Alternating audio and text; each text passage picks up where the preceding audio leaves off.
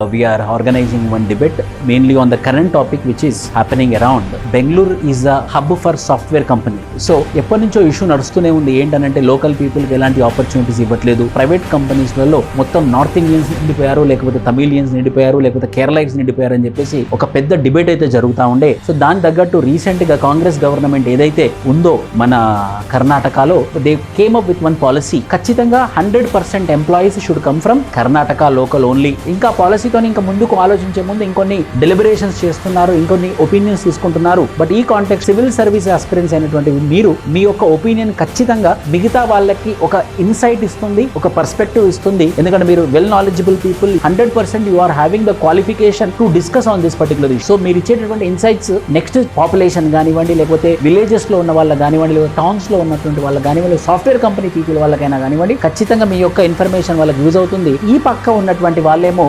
Local ని support చేయడం అన్నమాట. అంటే అవును సార్ 100% లోకల్ వాళ్ళు రావాలి, ఈ పక్క ఉన్నటువంటి వాళ్ళు నాన్ సపోర్టర్స్ అన్నమాట. నాన్ సపోర్టర్స్ ఏంటి అని అంటే, లేదు సార్ అసలు వాళ్ళకి ఎలాంటి రిజర్వేషన్స్ ఇవ్వకూడదు, మెరిట్ ఆధారంగా ఉండాలి, అలా ఎలా మీరు రిజర్వేషన్ ఇస్తారు లోకల్ కేటగిరీ మీద అని నాన్ సపోర్టర్స్ అన్నమాట.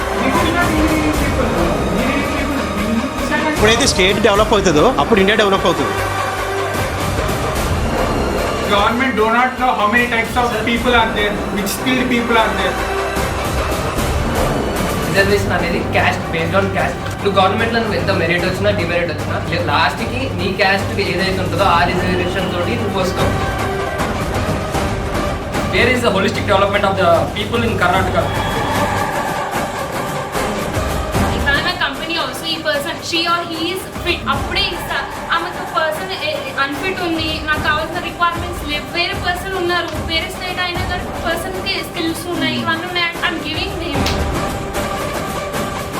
ఇప్పుడు ఈ రిజర్వేషన్ అనేది ఇంపాక్ట్ అయ్యేది ప్రైవేట్ సెక్టర్ మీదనే, ఇది గవర్నమెంట్ ఇంపాక్ట్ ఇయ్యదు ఫస్ట్ ఆఫ్ ఆల్. ఎందుకంటే గవర్నమెంట్ ఎప్పుడైనా క్యాస్ట్ రిజర్వేషన్ ఫాలో చేయాలి.